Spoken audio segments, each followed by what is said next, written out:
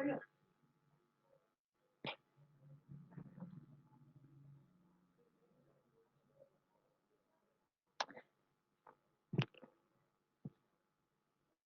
है। File ending in Python. अब मान लो कि आपको पाइथन का कभी कोई कोड लिख रहे हो या फिर कोई स्क्रिप्टिंग करते हो, और आपको क्या, आपके को कुछ मशीन से आप मान लो तो किसी ऑर्गेनाइजेशन की कोई मशीन संभाल रहे हो, और आपको कहा जाता है कि मशीन की जो भी लॉग फाइल्स हैं उन सबको, लॉग जितना भी लॉग डेटा है या जितना भी आउटपुट निकलता है उसको आपको फाइल में स्टोर करना है। या फिर आप किसी डेटाबेस को हैंडल कर रहे हो पाइथन पे यूज करके, तो आपको पूरा जितना भी डेटा है किसी फाइल में आपको स्टोर करना है होता है। या फिर कभी आपको किसी फाइल से कुछ डेटा उठाना होता है और आपको प्रिंट करना होता है, यूज़ करना होता है, तो उसके लिए हम फाइल का यूज़ करते हैं। तो फाइल में बेसिकली आप तीन तरह के ऑपरेशंस किए जाते हैं: ओपन, रीड, राइट, बस। ठीक है, फाइल को कैसे ओपन किया जाता है, फिर सेकंड देखेंगे फाइल में कैसे राइट किया जाता है, और तीसरी बात कि फाइल में और फाइल को कैसे ओपन किया जाता है, रीड किया जाता है, तीसरा राइट किया जाता है। तो इन सब आप सबसे पहले अपन इनके बारे में पढ़ेंगे, पर उससे पहले अपन समझते हैं कि इसका फंक्शन क्या होता है, कि फाइल को ओपन कैसे किया जाता है। तो उसके लिए हमारे पास ओपन फंक्शन है, एक प्री डिफाइंड फंक्शन है ओपन, जिसके अंदर जो पहला आर्ग्यूमेंट है वो है फाइल नेम। आप फाइल का नेम डालेंगे, उसके बाद सेकेंड आर्ग्यूमेंट उसका मोड डालेंगे। मोड के बारे में अभी हम नीचे देखेंगे कि कितने टाइप के मोड होते हैं। ये ओपन फंक्शन हमें रिटर्न करता है फाइल का ऑब्जेक्ट, जो कि किसी फाइल को पॉइंट करता है। ठीक है, ये आपको आज आप इस ऑब्जेक्ट को इस तरह समझ सकते हो जैसे कि फाइल का कोई कर्सर होता है। जैसे आप फाइल ओपन करते हो तो एक कर्सर आ जाता है आपके पास में। जैसे कि मैंने अगर ये जो मैंने सेल खोल रखी है, जो ब्लिंकिंग कर्सर है ना, इसी को आप फाइल के ऑब्जेक्ट की तरह समझ सकते हो। तो ये जहाँ पे भी होगा वहाँ से रीड करना स्टार्ट करेगा। देखते हैं आगे क्या चीज़ है ये। उसके बाद सेकंड मोड की जब बात करते हैं तो मोड क्या है, जैसे कि अगर आपको फाइल को ओनली रीडिंग मोड में ओपन करना है, कि जैसे कि आप कभी कभी अपन क्या करते हैं कि कोई कोड लिखते हैं या कोई भी सॉफ्टवेयर या कोई एप्लीकेशन बनाते हैं, तो अपन सिक्योरिटी का पहले ध्यान रखते हैं उसमें। अगर आपने उस फाइल को ओनली रीड ओनली मोड में खोला है, तो कोई इस फाइल में अपडेट नहीं कर सकता। मतलब आपने फाइल रीड की और ओपन की और रीड करके छोड़ दी, आप उसको अपडेट नहीं कर सकते। तो इसलिए ये बहुत इंपॉर्टेंट है। नहीं तो अपन दूसरे तरीके भी हैं कि फाइल को रीड ओपन करके रीड करके अपडेट भी किया जाता है। अगर आपको सिर्फ रीड करना है तो आप उस आर मोड का यूज़ करेंगे, मोड की वैल्यू आर हो जाएगी। ठीक है। और ये आर आर मोड क्या करता है कि अगर आपकी फाइल पहले से एग्जिस्ट नहीं करती है, मतलब आपकी फाइल पहले से बनी हुई नहीं है, तो आपको एक एरर मैसेज रिटर्न करेगा। ठीक है। अब सेकंड बात आती है कि राइट मोड। राइट मोड में क्या होता है कि ये फाइल को राइटिंग के लिए, ओनली राइटिंग के लिए ओपन होता है। इसमें आप फाइल को रीड नहीं कर सकते। और अगर फाइल आपकी एग्जिस्ट नहीं करती है तो ये फाइल को क्रिएट कर देगा। और अगर आपकी फाइल एग्जिस्ट करती है तो आपकी फाइल में जितना भी पुराना डेटा है वो सारा रिमूव हो जाएगा। इस बात का ध्यान रखना कि जब भी अगर फाइल आपकी पहले से एग्जिस्ट कर रही है और उसका डेटा अगर काम का है, तो फाइल जैसे ही आपने ओपन फंक्शन कॉल किया, तुरंत ही वो डेटा आपका डिलीट हो जाएगा। तो बहुत सी बार होता है कि आपका बहुत इंपॉर्टेंट डेटा होता है, पर आप एक छोटी सी मिस्टेक के कारण वो पूरा डेटा लॉस कर देते हो। अब इसको निपटने के लिए हम हमारे पास एक और मोड है, अपेंड, ए मोड। ए मोड में क्या होता है कि जो फाइल होती है वो अपेंड की जाती है, यानी कि अगर फाइल आपकी एग्जिस्ट नहीं करती है तो आपकी फाइल क्रिएट हो जाएगी। अगर एग्जिस्ट करती है और पहले से डेटा है, तो आपको जो डेटा आप राइट करोगे वो फाइल के लास्ट में राइट होगा, मतलब फाइल के लास्ट में जुड़ जाएगा। ठीक है, आपको एग्जिस्टिंग डेटा डिलीट नहीं होगा। तो यूजुअली राइटिंग के लिए लोग अपेंड मोड का ही यूज़ करते हैं। ठीक है। और एक और मोड होता है डब्ल्यू प्लस।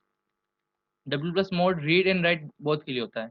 आपको फाइल को रीड भी करना है और साइमल्टेनियसली आपको फाइल में राइट भी करना है, तो आप डब्ल्यू प्लस मोड का यूज़ करेंगे। इसी के साथ दो एडिशनल मोड्स पाइथन 3 में ऐड हुए हैं, जैसे कि एक तो टी और दूसरा है बी। टी मोड क्या बताता है कि आपकी जो फाइल जो टेक्स्ट फाइल है, और बी मोड बताता है कि फाइल बाइनरी फाइल है।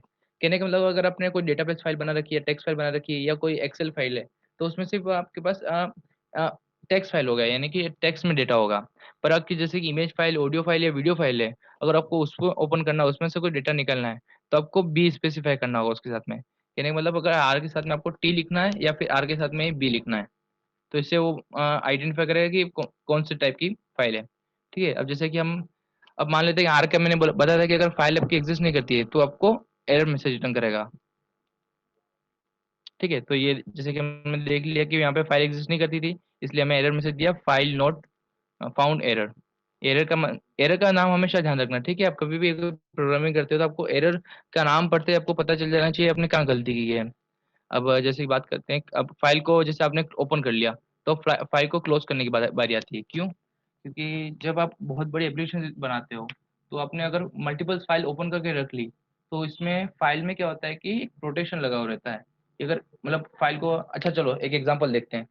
अगर आपकी कोई फाइल किसी पर्टिकुलर सॉफ्टवेयर है, कोई कोई एप्लीकेशन ओपन करके रखा उसको, और आप अगर उस फाइल को फिर मूव करते हो, तो उसमें एरर मैसेज आता है फाइल एक्सप्लोरर में कि आपकी फाइल कहीं पर्टिकुलर फाइल कहीं लोकेशन पे ओपन है। पहले उसको आप क्लोज करें, फिर आप उसको मूव, डिलीट या कॉपी करें, कट कॉपी पेस्ट करें। तो इसी तरह फाइल अगर आपने सारी ओपन करके रख ली और आपका प्रोसेस भी, जो प्रोग्राम है, बहुत भी लंबा है, तो कोई और प्रोसेस उस फाइल को यूज नहीं कर सकता। तो इसलिए आपको क्या करना है, फाइल का जब भी यूज हो जाए उस फाइल को क्लोज कर देना है, इसलिए कोई दूसरे प्रोसेस उस फाइल को ओपन करके उसका काम कर सकें। तो फाइल को क्लोज करने का प्रोसेस यही है, फाइल डॉट क्लोज फंक्शन को कॉल कर दिया। फाइल इज नॉट डिफाइंड, क्योंकि फाइल अभी तक कोई एग्जिस्ट नहीं करी थी, फाइल ऑब्जेक्ट बना ही नहीं, इसलिए हमारे पास एरर की फाइल डिफाइंड है नहीं। ठीक है। अब जैसे आगे देख लेते हैं, यहाँ पे अपन ने क्या किया कि फाइल डब्ल्यू मोड हमें पता है कि एक फाइल क्रिएट करके देता है, तो हमने डब्ल्यू मोड में फाइल क्रिएट कर दी। ठीक है। और फाइल का नाम है file name one dot T. हम यहाँ पे जाके देख लेते हैं, फाइल क्रिएट हो चुकी है, file name one dot T. ठीक है।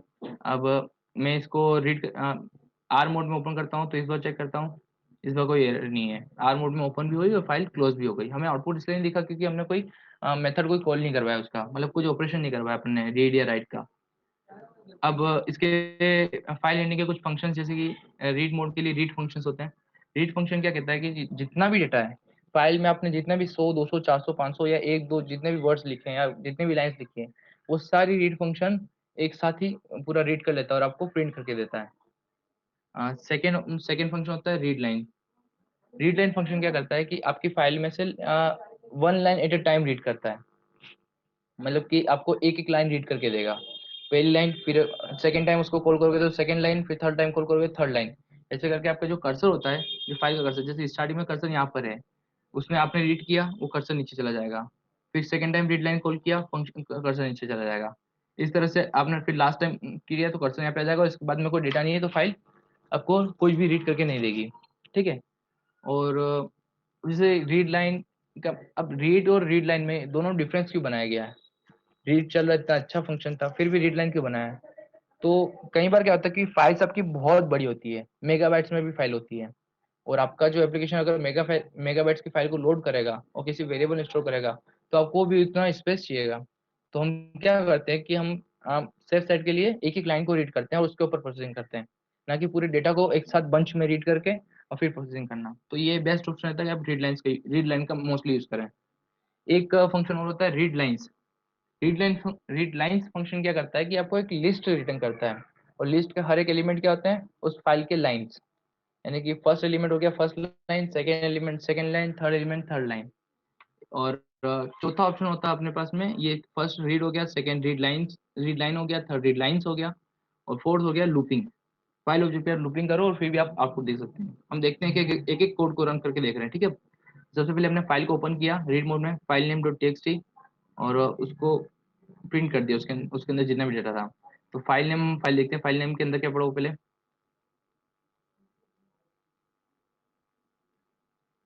फाइल नेम है हेलो है everyone, how are you, expect from patronum avada कालाबड़ा। ये कुछ डेटा पड़ा हुआ, तो इसने एज इट इज इसने रीड करके पूरा अपने को प्रिंट करके दे दिया। ठीक है। अब आगे देखते हैं, जैसे कि रीड लाइन मेथड को कॉल करते हैं। तो इस फाइल को वापस कॉल किया, सबसे पहले क्या किया, इसने फर्स्ट लाइन को प्रिंट किया, है हेलो है एवरीवन, फिर उसके बाद सेकंड लाइन को प्रिंट किया, हाउ आर यू। ठीक है। अब इसमें क्या प्रॉब्लम क्या आ रही है कि आपने ऊपर जब रीड करके प्रिंट किया तो आपका डेटा नेक्स्ट लाइन में आ चुका है, मतलब वन के बाद नेक्स्ट लाइन में हाउ आर यू प्रिंट हुआ है, पर इसमें क्या, वो एक लाइन स्पेस आ गया एक लाइन का। अभी एक्सप्रेस क्यों है एक्स्ट्रा स्पेस? तो एक्स्ट्रा स्पेस इसलिए है क्योंकि जो आपका रीड लाइन फंक्शन क्या करता है कि आपकी फाइल के लास्ट में क्या होता है कि स्लेशन न्यू लाइन है, इसलिए उसको स्लेशन से रिप्रेजेंट किया जाता है। तो ये स्लेशन पहले से, अगर आप रीड लाइन एक जो पूरी लाइन को अगर रीड करेगा तो स्लेशन भी रीड करेगा, और उसी के साथ में प्रिंट फंक्शन भी अपना खुद ही एक स्लेशन बाय डिफॉल्ट एंड में ऐड करता है। तो फाइल का स्लेशन से न्यू लाइन पे आया, और प्रिंट के स्लेशन से वो सेकंड न्यू लाइन पे आ गया। ठीक है। अब बात करते हैं रीड लाइंस फंक्शन की। तो रीड लाइंस फंक्शन क्या करता है, एक लिस्ट प्रोवाइड कर देगा, हेलो है एवरीवन स्लेशन। मैंने कहा था जो स्लेशन की बात कर रहा हूँ मैं, इस स्लेशन की बात कर रहा था। कि हर लाइन के बाद एक स्लेशन पहले से डिफाइन होता है, क्योंकि अपन ने लाइन में हर हर एक डेटा 4 लाइन का डेटा लिखा हुआ है, तो उसको डिफाइन हर न्यू लाइन को डिफाइन करने के लिए स्लेशन यूज होता है। अब बात करते हैं इटरेट करके कैसे फाइल पे किया जा सकता है। तो जैसे फाइल को ओपन कर लिया और मैंने लिखा four line in file F.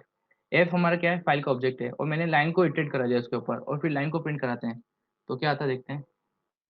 Line को प्रिंट करा, एंड में मैंने प्रिंट का एंड कर दिया, प्रिंट का एंड एम्प्टी कर दिया मैंने, तो हर एक लाइन को प्रिंट कर दिया इसमें, ठीक है। अब बात करते हैं राइट राइट फंक्शन की। राइट फंक्शन में क्या होता है, अगर आपको कोई भी मैसेज प्रिंट करना है तो सबसे पहले आप क्या करें कि फाइल को राइट मोड में ओपन कर लें, उसके बाद एक राइट फंक्शन को कॉल करें और उसके अंदर मैसेज पास कर लें। तो मैंने मैसेज पास किया, वेलकम टू द वंडरलैंड स्लेशन। स्लेशन क्या करेगा, न्यू लाइन ऐड करेगा, और फिर बाय एंसन सीब्रा ये उसमें ऐड कर देगा।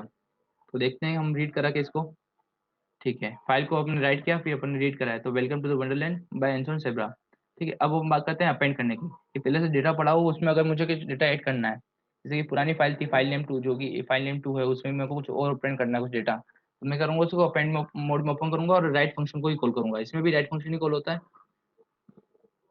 ठीक है। हम देखते हैं, ठीक है आगे चलो। Welcome to the wonderland by Anson Sebra release 2080 generate pop, ठीक है। ये दो जो दो लाइन थी वो उसमें अपेंड हो चुकी है लास्ट में। अब बात करते हैं कि अगर अब हमें क्या करना है, हमेशा अपन को हमें जितना बहुत बड़ा प्रोग्राम होता है, जैसे आपने 100-200 लाइन का प्रोग्राम बना लिया और आपने फाइल कुछ कुछ मान लो 10-20 फाइल्स ओपन करके रख ली, और आप कई बार कोडिंग में क्या होता है कि बंदा भूल जाता है कि मुझे फाइल क्लोज कब करनी थी, या फिर याद नहीं रहता, तो हम क्या करते हैं विथ ओपन एज ऑब्जेक्ट, ये वाले ही लाइन इस तरह के मेथड को यूज करते हैं। ये मेथड हमें क्या प्रॉफिट बेनिफिट देता है कि फाइल को एक्सप्लिसिटली आपको क्लोज नहीं करना होता है। जैसे आपका काम खत्म हुआ फाइल का, ये ऑटोमेटिक उस फाइल को क्लोज कर देता है। जैसे example with open file name 2.txt, इसको ओपन किया, फाइल के डेटा को रीड किया, और बस खत्म, अपने को कुछ भी नहीं करना, पूरा फाइल आ गया, फाइल क्लोज हो चुकी है। अब जैसे अगर मैं फिर से उस फाइल इसी फाइल ऑब्जेक्ट से अगर मैं कुछ डेटा रीड करना चाहूंगा तो मुझे एरर दे देगा, क्योंकि फाइल पहले से क्लोज हो चुकी है इसलिए, ठीक है। ये हमारा फाइल हैंडलिंग थी। इतनी फाइल हैंडलिंग में इतने ऑप्शन है, जैसे कि अब read write open read write and close operations, इसके अलग अलग डिफरेंट ऑपरेशंस एंड मोड, ठीक है गाइस। तो इसमें कोई प्रॉब्लम फाइल हैंडलिंग में?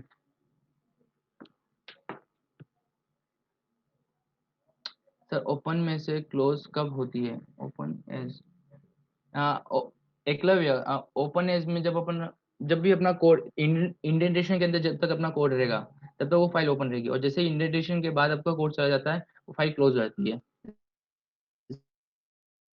अ, यहाँ जैसे कि मैंने लिखा हुआ और इसके बाद ही एफ डॉट रीड लिखा मैंने यहाँ पे, तो इंडेंटेशन के अंदर तो फाइल क्लोज ओपन रहेगी, पर जैसे ही बाहर चला जाता हूँ मैं फाइल क्लोज हो जाएगी। तो फाइल का डेटा तो यहाँ पे प्रिंट हो चुका है, पर जैसे ही मैं बाहर आया इस लाइन में मुझे एरर दे दी क्योंकि फाइल क्लोज हो चुकी है। नेक्स्ट किसका ऑप्शन है, in W plus after reading if we write in data previous data will be deleted. No, previous data will not be deleted. Previous data ऐसे ही रहेगा, क्योंकि रीड और राइट अपने दोनों मेथड यूज किए हैं। एक बार आप जो डब्ल्यू प्लस मोड में क्या होता है कि वो जो प्रीवियस डेटा होता है, जो फाइल्स रीड करने से पहले डेटा होता है वो पूरा डिलीट हो जाता है, पर जब आप उसमें रीड एंड राइट सिक्वेंसली करते जाते हो तो आपको कोई डेटा डिलीट नहीं होता उस टाइम पे, क्योंकि आपने एक बार फाइल क्रिएट कर ली है ना। राइट का यही फंक्शन होता है कि जब भी आप नई बार फाइल किसी डब्ल्यू मोड में ओपन करते हो तो पहले पूरा डेटा उसका फ्लश कर देता है, उसके बाद आप जितना भी डेटा उसमें अपेंड करते जाओ वो डिलीट नहीं होगा। तो फाइल एंडिंग को खत्म करें यहाँ पे।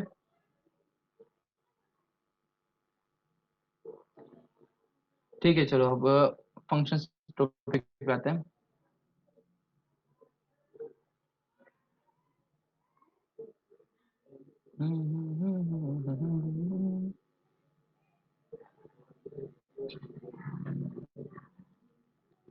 Functions in Python. फंक्शन क्या होता है, जैसे कि मैथमेटिक्स में अपन समझते हैं कि यार जब भी सेट पढ़ते थे या कुछ भी प्रोबेबिलिटी का कुछ भी करते थे, तो उसमें एक फंक्शन भी उसमें भी फंक्शन आता था कि F of X is equal to Y. तो वो क्या करता था कि एक्स की वैल्यू फंक्शन लेता है, और उसमें जो भी ऑपरेशन होता है, जैसे कि अगर आपको स्क्वायर करना है या फिर आपका लोगरिथमिक फंक्शन है, तो उसको क्या करेगा कि वो लोग में कन्वर्ट कर देगा वैल्यू। तो पाइथन में भी function same similar similar process में काम करता है। जो भी आपने फंक्शन की डेफिनेशन दी है उसी हिसाब से उसमें फंक्शन में जो आपने वैल्यू पास की है उसको यूज करेगा और आपको एक वैल्यू रिटर्न करके दे देगा। ठीक है, तो इसकी फॉर्मल डेफिनेशन ये थी कि function is a block of code executing specified task only when it is called and return some results. अब देख लेते हैं, एक एक लाइन को समझ लेते हैं यहाँ पे कि एक एक ग्रुप कोड रन करके देखते हैं। सबसे पहले डिफाइनिंग फंक्शन, फंक्शन डिफाइनिंग कैसे की जाती है। तो आपको एक कीवर्ड होता है फंक्शन को बताने के लिए, जैसे आप कुछ भी वेरिएबल को आप नॉर्मली किसी भी नेम से आप बता सकते हो कि ये वेरिएबल है। तो आपको अलग अगर बताना है कि ये जो नेम दिया है मैंने वो किसी फंक्शन का नेम है, तो उसके लिए आपको पहले स्टार्टिंग में एक कीवर्ड डिफाइन करना होगा, डेफ। डेफ का मतलब होता है डेफिनेशन, मतलब डेफिनेशन, और फिर उसका फंक्शन का नेम आ गया। फिर उसके बाद आते हैं पैरेंथेसिस और उसके अंदर पैरामीटर्स। ठीक है, पैरामीटर्स, और लास्ट में जब उसके बाद आपका ये कॉलन लगाना है और उसका इंडेंटेशन देकर एक टेप देकर आपको स्टेटमेंट्स लिखने हैं उसके। ठीक है, अब जो पैरामीटर और रिटर्न होते हैं वो ऑप्शन होते हैं। हम समझते हैं पैरामीटर और रिटर्न क्या होते हैं, एक बार देखते हैं। और एक चीज और नोट कर लेना कि पैरामीटर और आर्ग्यूमेंट दोनों एक ही चीज होती है। अगर मैं कभी आर्ग्यूमेंट बोल लूँ या पैरामीटर बोल लूँ, तो दोनों एक ही बात को मैं पॉइंट कर रहा हूँ। ठीक है, अब बात करते हैं कि किसी फंक्शन में बेसिकली देखते हैं कि अगर कोई पैरामीटर नहीं है, कोई रिटर्न टाइप नहीं है, तो वो फंक्शन किस टाइप का होगा। तो सबसे पहले मैंने क्या किया कि यहाँ पे फंक्शन को मैंने डेफिनेशन लिख ली हेलो, और प्रिंट हेलो लिख लिया। जब तक कि मैं इस फंक्शन हेलो को कॉल नहीं करूंगा, मतलब आपको ये क्या है कि अपनी तरह ही है, लॉकडाउन में जैसे अपन पड़े हुए हैं ना, जब तक अपन को कोई बुलाएगा नहीं खाने के लिए या कुछ भी करने के लिए, तो अपन पड़े रहेंगे बेड पर,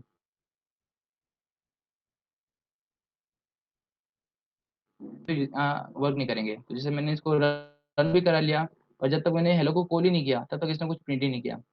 और मैंने इसको अब करता हूँ कॉल, फंक्शन के बाद मैंने इसको कॉल किया है। जैसे मैं कॉल करूंगा, यहाँ पे मैंने इसको कॉल किया और वहाँ पे इसने अपना काम शुरू कर लिया।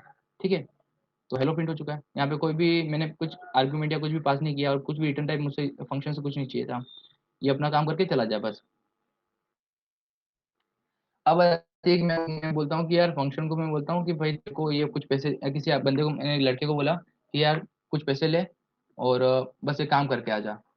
मैं मतलब समझोगे, जैसे एग्जांपल है कि मतलब मैंने किसी को वहाँ पे कुछ पैसे दिए और वो उसको बोला कि जो पैसे तेरे को जैसे यूज करने वैसे कर ले बस, मुझे इस तरह से कुछ रिटर्न भी नहीं चाहिए। तो उसी तरह से होता है function with parameter but not return type. तो पैरामीटर्स में जैसे कि हमने एक एग्जांपल लेते हैं हेलो वन। हेलो वन एक फंक्शन बनाया जिसमें मैंने एक स्ट्रिंग पास कर ली है हेलो वन की, और मैंने यहाँ पे एक वेरिएबल लिया है पैरम वन। ये पैरम वन एक वेरिएबल है जो कि एक स्ट्रिंग टाइप का वेरिएबल कन्वर्ट हो जाएगा जब मैं स्ट्रिंग पास करूंगा इसमें। और जब मैं प्रिंट करता हूँ पैरम वन, तो मुझे मैसेज प्रिंट कर देगा। तो मतलब पैरामीटर दिया मैंने पर इससे रिटर्न कुछ भी नहीं लिया। ठीक है, अ, अच्छा एक और चीज की, अपन पैरामीटर किसी टाइप का भी हो सकता है, जैसे कि अगर आप मैं पैरामीटर एक लिस्ट पास की है, ये मेरी एक लिस्ट है, और अगर मैं लिस्ट पास करता हूँ तो पैरामीटर लिस्ट एक्सेप्ट कर लेगा। ये वेरिएबल है, वेरिएबल रन टाइम पे डिफाइन होते हैं, आपको भी पता है, जैसे कि डेटा टाइप पढ़े थे, तो वेरिएबल रन टाइम में डिफाइन हो जाते हैं। ठीक है, अब हमें एक बात ध्यान रखनी है कि जो पैरामीटर पास करते हैं, तो जितने नंबर ऑफ पैरामीटर्स अपने पास किए हैं या आर्गुमेंट्स अपन दिए हैं, उतने ही नंबर ऑफ आर्गुमेंट यहाँ पे डेफिनेशन भी होनी चाहिए। जैसे कि अगर मैंने यहाँ पे पैरामीटर तो दो ही पास किए हैं 4,5, तो यहाँ पे रिसीव में थ्री थ्री करना चाह रहा हूँ, तो ये मुझे एरर देगा। ठीक है, एरर का टाइप क्या है कि टाइप एरर है mismatch missing one required positional argument C, यानी कि एक पोजिशनल आर्ग्यूमेंट सी है, उसकी वैल्यू आपको देनी बाकी है, आप उसको अगर दे देते हो तो आपका कोड एरर नहीं आएगी। ठीक है, इस एरर का मतलब ये समझ लिया हमने। सेकंड बात करते हैं कि अगर आपने एक आर्ग्यूमेंट ज्यादा दे दिया है पर यहाँ पे कोई रिसीव करने वाला ही नहीं है, तो आपने देख लिया कि टेक्स्ट टू पोजिशनल आर्ग्यूमेंट, ये सिर्फ दो आर्ग्यूमेंट ले रहा है पर अपने तीन दे दिए हैं, तो एरर का एरर मैसेज पढ़ते ही हमें पता चल जाएगा कि हमने क्या गलती कर दी। ठीक है, अब बात करते हैं कि function with default value of a parameter. अच्छा, अब मैंने क्या कहा कि अब ऐसा फंक्शन बनाना है जिसमें मैंने बोला कि अगर मैं कुछ उसका आर्गुमेंट दूं, पैरामीटर अगर पास करूं, तो वो पैरामीटर की वैल्यू सेट कर दे। अगर मैं कुछ पैरामीटर पास नहीं कर रहा, तो अपने हिसाब से जो उसने फिक्स डिफाइन कर रखी है वो प्रिंट कर दे। अब जैसे कि मैंने पैराम वन, यहाँ पे मैंने कुछ, मान लो मैंने कोई कुछ भी नहीं है, तो मैंने कुछ अपना नेम ही रख लिया यहाँ पे। ठीक है, ये बाय डिफॉल्ट मैंने नेम रख रखा है। अब जैसे फर्स्ट में हेलो टू को मैंने कॉल किया है, यहाँ पे कोई पैरा आर्गुमेंट पास नहीं किया है, तो इसने क्या किया, पैरा वन की वैल्यू सेट कर दी और दिस प्रिंट कर देगा। ठीक है, और जब मैं सेकंड टाइम में हेलो टू अगर प्रिंट करता हूँ, हेलो टू अगर पास करता हूँ, तो पैरा वन की वैल्यू हेलो टू सेट कर देगा और इसको मैंने हेलो टू प्रिंट कर दिया। ठीक है, अब with multiple parameters in no return type. अब आती है कि यहाँ पर एक दो पैरामीटर्स पास किए यहाँ पर अगर आपके बहुत सारे पैरामीटर्स हैं, जो कि मतलब आपको भी नहीं पता कि अब कितने पैरामीटर हो सकते हैं। ऐसे कभी फंक्शन बनते हैं कि किसी टाइप के किसी के स्टूडेंट का डेटा हो सकता है, या फिर किसी की जॉब प्रोफाइल हो सकती है, तो किसी की जॉब प्रोफाइल में कोई पर्टिकुलर फंक्शन ज़्यादा हो सकता है, किसी की जॉब प्रोफाइल में नहीं हो सकता। तो अपने को रन टाइम पे मतलब जब आप कोड लिख रहे होते हो तो आपको नहीं पता कि वो कितने आर्ग्यूमेंट्स होंगे, ठीक है। पर आपको अगर रन टाइम पे पता करना है कि कितने आर्ग्यूमेंट्स, तो आप यूज़ करते हो आर्बिट्रेरी आर्ग्यूमेंट्स। आर्बिट्रेरी आर्ग्यूमेंट्स क्या होते हैं कि एक स्टार यूज़ करके आप उस वेरिएबल, एक वेरिएबल का नाम लिखें, उसके बाद क्या होता है कि वो एक तरह से सारे डेटास को एक्सेप्ट कर लेता है, और वो टपल में एज अ टपल एक्सेप्ट करता है डेटा को। जैसे कि हमने देखा कि आपने नेम से एक फंक्शन कॉल किया है और उसके अंदर मैंने रीना जोसेफ एंड देव पास किया है, तो ये क्या किया गया, जो नेम है वो एक टपल टपल की तरह क्रिएट हो जाएगा और वो तीनों नेम को ले लेगा, ठीक है।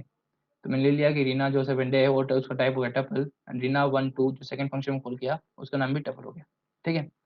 अब बात करते हैं कि अब उसको अगर मैं, मुझे ये टपल एज ए टपल नहीं लेना, मुझे अब उसकी वैल्यू, जितने भी पैरामीटर्स टपल्स में जितनी वैल्यू है उनको प्रिंट करना है, तो कैसे करें, क्योंकि नेम एक टपल है और टपल में आप इटरेट फॉर लूप से इटरेट कर सकते हैं। तो अपने फॉर लूप में इसमें इटरेट किया फॉर आई नेम और प्रिंट कर दिया आई की वैल्यू टोनी स्टीवन हैंडल।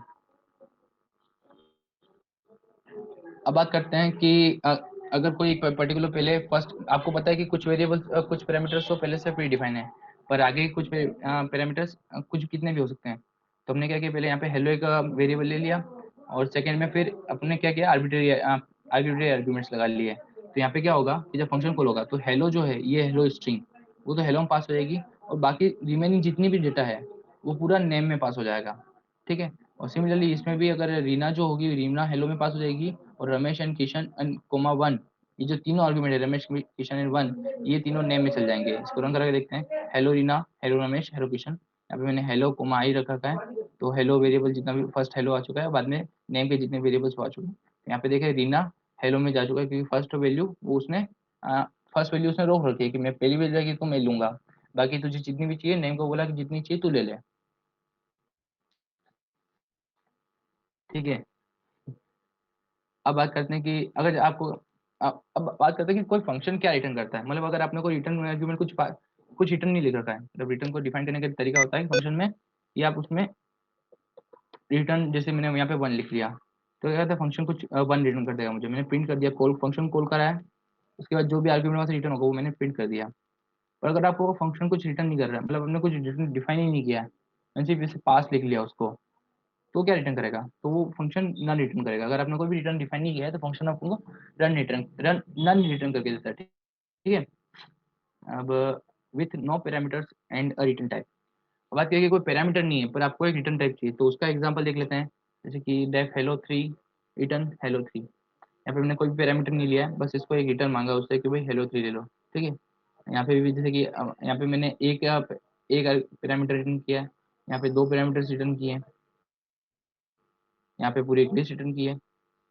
हाँ, तो एक बात यहाँ पे बहुत ही मतलब नोट कर लो कि ये बहुत इंपॉर्टेंट पॉइंट है कि आपने जितने नंबर ऑफ आर्ग्यूमेंट्स यहाँ से रिटर्न किए हैं, उतने नंबर ऑफ आर्ग्यूमेंट आपके रिसीव भी होने चाहिए। मतलब जैसे कि अगर आपने हेलो फोर फाइव, यहाँ पे दो आर्ग्यूमेंट्स रिटर्न हो रहे हैं, तो आपके दो आर्ग्यूमेंट्स रिसीव होने चाहिए। अगर आप आर्ग्यूमेंट्स की वैल्यू चेंज कर देते हो तो आपको एरर आएगी, वो भी देखते हैं कैसे, एग्जाम्पल उसका देख लेते हैं। यहाँ पे आगे हेलो थ्री का इनवैलिड, ठीक है।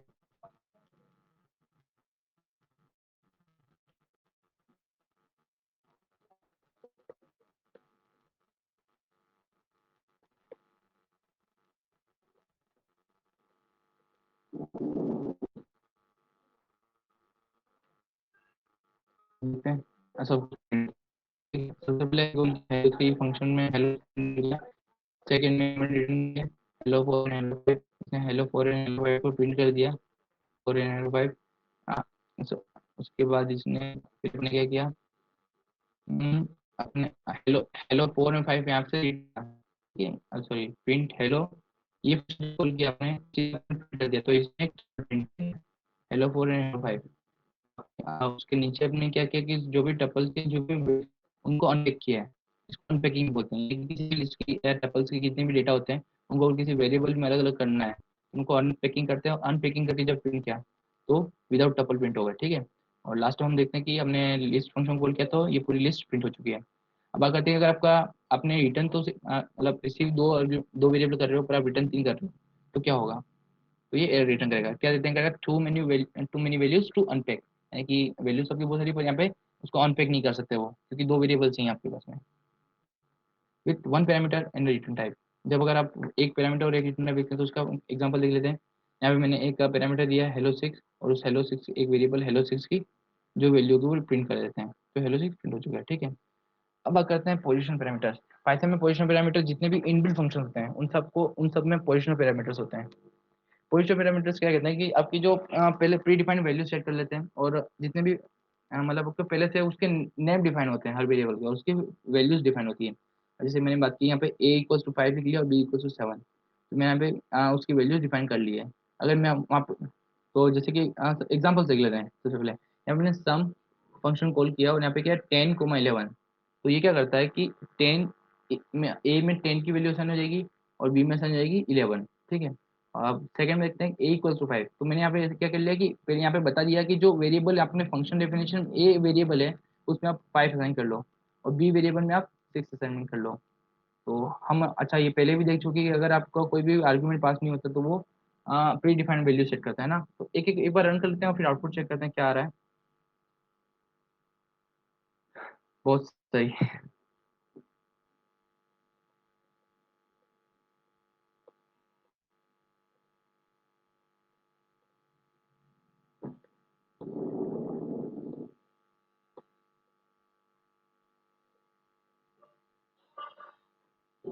अब कहाँ रह गया।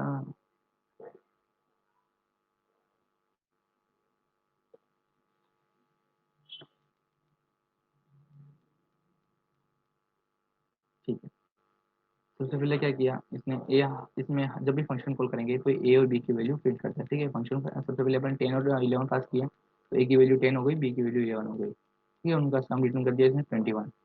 फिर अपन क्या किया कि ए की वैल्यू 5, बी की वैल्यू 6 डिफाइन किया अपने फंक्शन कॉलिंग टाइम ही डिफाइन कर लिया कि ए की वैल्यू ये होगी, बी की वैल्यू होगी, ठीक है। तो ए की वैल्यू 5, बी की वैल्यू 6 हो गई। अपन नेक्स्ट में क्या किया कि अपन ने पहले बी लिख लिया और बी की वैल्यू 5 लिख ली। यहाँ पे मतलब जो पोजीशन है वो पोजीशन चेंज हो गई। जो यहाँ पे स्टार्टिंग में पोजीशन मेरी एक फर्स्ट पोजीशन ए थी और सेकंड पोजीशन बी की थी, वहीं मैंने पोजीशन चेंज कर दी, फर्स्ट पोजीशन बी की हो गई, सेकंड पोजीशन ए की हो गई। तो इसलिए अपन इसको पोजीशन पैरामीटर बोलते हैं कि पोजीशन अपन पैरामीटर्स की पोजीशन चेंज कर सकते हैं, ठीक है। तो वैल्यूज उसी तरह होगी, बी की वैल्यू 5 हो जाएगी, सिक्स ए की वैल्यू 6 हो जाएगी, बी की वैल्यू 5, ए की वैल्यू 6। और हम 0 6 पास करते हैं तो 0 6 ए की वैल्यू 0 हो जाएगी, बी की वैल्यू 6। और अगर कुछ भी पास नहीं करते हैं तो जो डिफॉल्ट वैल्यू वो रहेगी 5 और 7, ठीक है। तो 5 और 7 रहेगा, उन दोनों का सम 12 आ गया। अब बात करते हैं आर्बिट्ररी आर्बिट्ररी आर्गुमेंट देख लिया अपन ने, और एक पोजिशनल आर्गुमेंट भी देख लिया, जो कीवर्ड आर्गुमेंट, ये जो पोजिशनल पैरामीटर्स हैं वो भी देख लिया, और आर्बिट्ररी आर्गुमेंट भी देख लिया। तो अगर उन दोनों का कॉम्बिनेशन हो, मतलब आपको नहीं पता कि आपके कितने पोजिशनल पैरामीटर्स हैं। आर्बिट्ररी आर्गुमेंट तो क्या कहते हैं कि आपको नहीं पता कितने नंबर ऑफ वेरिएबल है। तो अगर मैं कहूँ कि आपको नहीं पता कितने नंबर ऑफ पोजिशनल आर्ग्यूमेंट्स हैं, तो उसके लिए आप आर्बिट्ररी कीवर्ड आर्गुमेंट यूज करते हैं। ये क्या होता है कि डबल स्टार से रिप्रेजेंट करते हैं इसको, डबल स्टार से स्टूडेंट, और ये एक डिक्शनरी होती है, ठीक है। तो जैसे कि मैंने इसको रन करा के देखता हूँ, तो एक डिक्शनरी बन गई, एफ नेम सिद्धेश, तो एफ नेम उसका की हो गई, सिद्धेश उसका वैल्यू हो गई। सेकेंड एल नेम उसकी की हो गई और जैन उसका वैल्यू हो गई, ठीक है। तो आपको नहीं पता कि कितने भी पोजिशन आर्ग्यूमेंट्स हम ऐड कर सकते हो। जैसे कि मैं यहाँ पे ब्रांच लिख देता हूँ, branch equals to IT made हो गई, ठीक है। अब फंक्शन में जो बहुत ही ज़्यादा इंपॉर्टेंट टॉपिक है, क्योंकि फंक्शन यूजुअली काम इसमें करता है। जब भी कोडिंग करोगे, कोई भी कॉम्पिटिटिव कोडिंग या कुछ भी फैक्टोरियल निकालना है, कोई भी रिकर्सिव काम करना है, ऐसा काम करना है कि जो क्या करे कि अब आपने एक बार फंक्शन कॉल कर लिया, अब चाहते हो कि फंक्शन अपने आप को कॉल करता रहे। मतलब मैंने फंक्शन को कॉल किया कि यार मेरे को कोई ये पर्टिकुलर टास्क करना है। अब आप चाहते हो कि फंक्शन तब तक वो टास्क करे जब तक कि कोई कंडीशन फॉल्स ना हो जाए। तो उस प्रोसेस को हम बोलते हैं रिकर्जन। रिकर्जन सिमिलर वर्क करता है इटरेशन की तरह। जैसे आप फॉर लूप क्या करते हैं कि आप पर्टिकुलर टाइम तक जो भी कंडीशन फॉल नहीं होती है तब तक उस फॉर लूप को रन कराते हो, तो उसी तरह रिकर्जन में भी सेम से ही होता है। फंक्शन अपने आप को कॉल करता है जब तक कि कोई कंडीशन फॉल्स ना हो जाए, ठीक है। तो जैसे कि हम इसका एग्जांपल देखते हैं, जैसे कि मतलब अगर डेफिनेशन देखी जाए तो ये क्या होता है कि फंक्शन लिख लिया अपन ने, उसकी डेफिनेशन में ही जब रिटर्न करते हैं तो फंक्शन को मैंने यहाँ पे कॉल कर लिया डेफिनेशन में ही, ठीक है। जैसे कि मेरे को फैक्टोरियल निकालना है, किसी नंबर का फैक्टोरियल निकालना है, तो मैंने यहाँ क्या किया कि 5 का फैक्टोरियल निकालना है। तो सबसे पहले उसको नंबर लिया मैंने, फैक्टोरियल में वो नंबर पास किया। अब यहाँ पे चेक किया कि नंबर, ये बेस कंडीशन है मेरी, जो कंडीशन मैंने आपको बताई ना कि मतलब तब तक रिकर्शन चलेगा, तब तक मतलब फॉर फंक्शन अपने आपको कॉल करेगा जब तक कि कोई कंडीशन ट्रू ना हो जाती। तो जैसे कि ये कंडीशन ट्रू हो जाएगी तो ये रिकर्शन होना बंद हो जाएगा। तो अभी तो कंडीशन ट्रू नहीं हो रही है क्योंकि वो 5 1 के इक्वल नहीं है। तो मैं रिटर्न पार्ट में गया नंबर इंटू फैक्टोरियल 5। मैं यहाँ पे रन करा के देखता हूँ कि यहाँ पे क्या क्या होता है। सबसे पहले मैंने कॉल किया तो नंबर जो 5 है वो 5 आ गया। इंटू क्या हुआ, फैक्टोरियल ऑफ 5 - 1। 5 - 1 कितना है 4। फिर जब ये सेकेंड फंक्शन कॉल होगा तो जब वापस यहाँ पे ये फंक्शन वापस कॉल होगा तो नंबर की वैल्यू हो गई 4। 4 1 के इक्वल नहीं है तो यहाँ पे क्या होगा कि 4 इंटू फैक्टोरियल ऑफ 3। सिमिलरली यहाँ पे जब F of 3 factorial of 3 find करेंगे तो यहाँ पे हो जाएगा 3 इंटू फैक्टोरियल ऑफ 2। अब बात करते हैं कि जब जब फैक्टोरियल ऑफ 2 क्या होता है, 2 इंटू फैक्टोरियल ऑफ 1। बस अब यहाँ पे चेक करते हैं कि फैक्टोरियल ऑफ 1 क्या है। जब यहाँ पे फैक्टोरियल ऑफ 1 फंक्शन फैक्टोरियल 1 पे आते हैं तो नंबर की वैल्यू हो गई, नंबर की वैल्यू 1 हो गई तो यहाँ पे रिटर्न कर देगा 1। तो ये फंक्शन अपन को रिटर्न कर दिया 1। तो अब क्या होगा, अब यहाँ रिटर्न, यहाँ से फंक्शन जब रिटर्न हुआ मतलब यहाँ पे फंक्शन आ गया 1। वो 1 किससे मल्टीप्लाई हो जाएगा, यानी कि f1 की वैल्यू रिप्लेस हो जाएगी 1 से। तो 1 इंटू 2 हो गया 2। फिर 2 की वैल्यू किससे रिप्लेस हो जाएगी f2 से। 2 इंटू 3 6। 6 की वैल्यू रिप्लेस हो जाएगी f3 से। तो 6 4 जा 24 एंड 24 की वैल्यू हो जाएगी f4 से। तो 24 इंटू 5 कितना होता है 120। इसको रन करते हैं एक बार, प्रिंट फैक्टोरियल।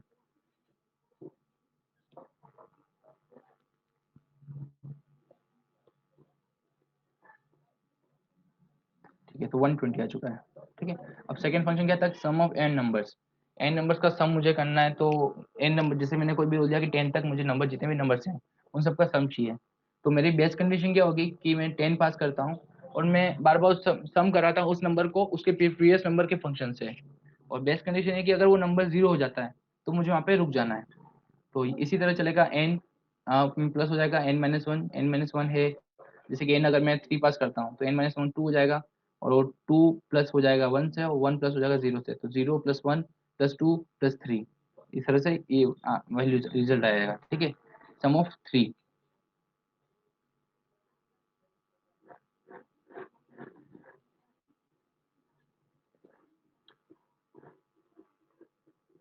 सर एक से ज़्यादा रिटर्न वैल्यूज ऑफ लिस्ट में स्टोर कर सकते हैं क्या। एक से ज़्यादा वैल्यूज लिस्ट में स्टोर कर सकते हैं अलग अलग वेरिएबल की जगह। जैसे कि लिस्ट में आप कैसे स्टोर करना चाहते हो, मतलब मैं एग्जांपल नहीं समझ पाया। आप क्या कहना चाह रहे हो ऋषि। जैसे कि मैं फॉर एग्जांपल अगर मैं एक सेल लेता हूँ उसमें रन कराता हूँ, कोई फंक्शन बनाया मैंने एस और यहाँ रिटर्न कर दिया मैंने कुछ 3 वैल्यूज 1, 2, 3। आप चाहते हो कि ये किसी लिस्ट में पर लिस्ट आप कैसे डिफाइन करोगे, L equals to list define कर ली और मैं अगर एल में वो एस फंक्शन कॉल करता हूँ तो ये वैल्यू नहीं आएगी इसमें,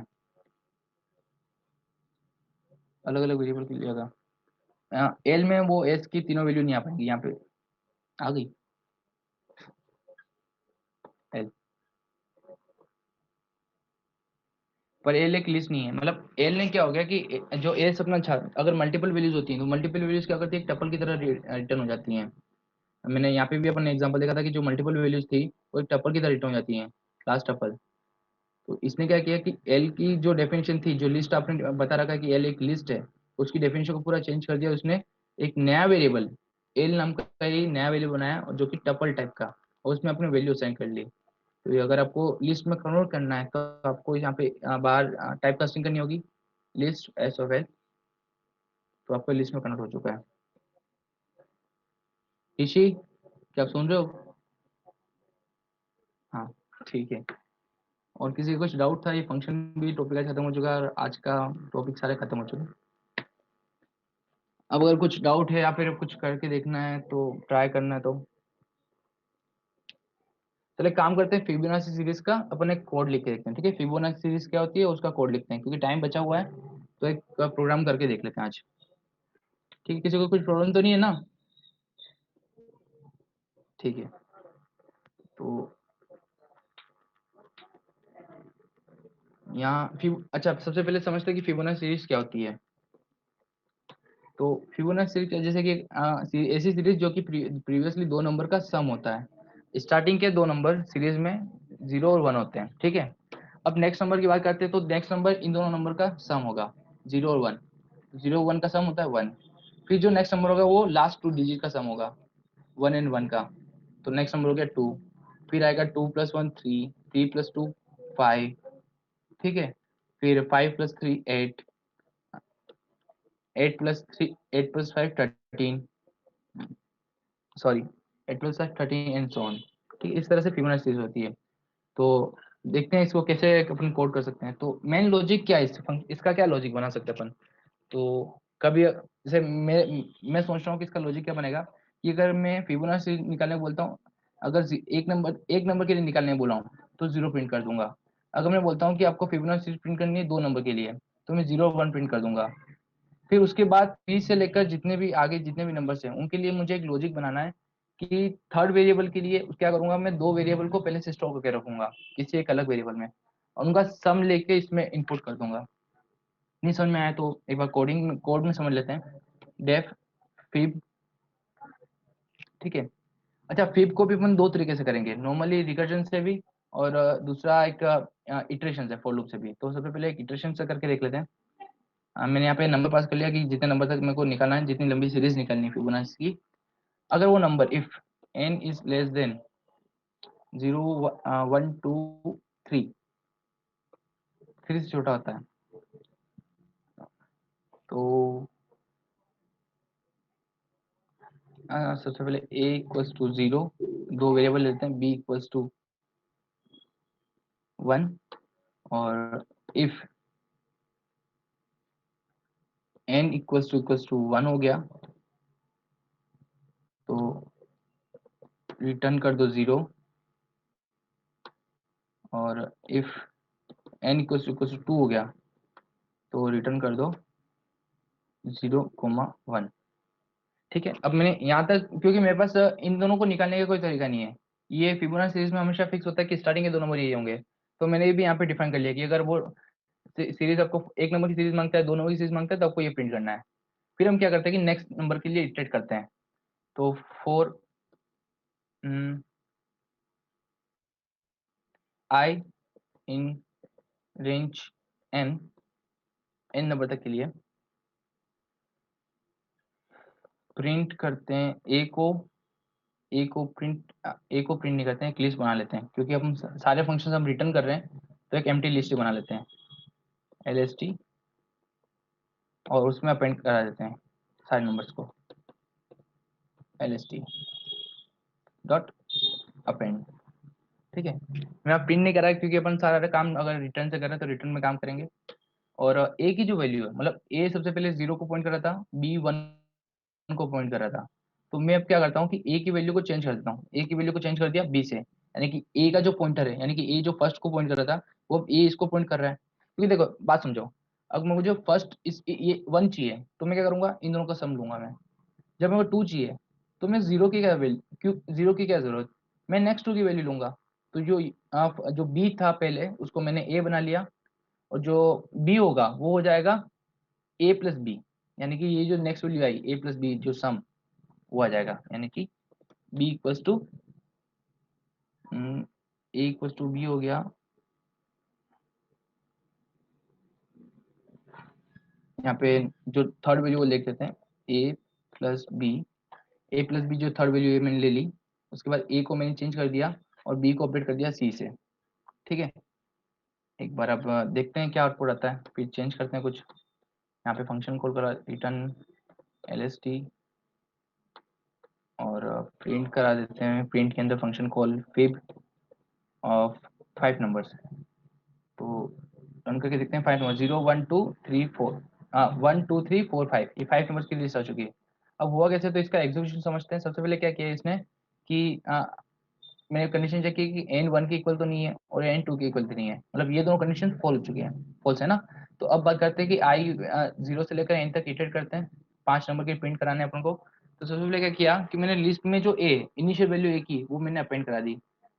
फिर क्या किया मैंने सी, यानी कि जो थर्ड नंबर जो नया बनने वाला है उसको मैंने पहले एडिशन कर लिया ए प्लस बी, और सी में ऐड कर लिया मैंने, ठीक है, क्योंकि सी की जो वैल्यू है, अब जो थर्ड वैल्यू है ना वो बी बनने वाली है, और जो बी था उसको ए बनाने वाले अपन।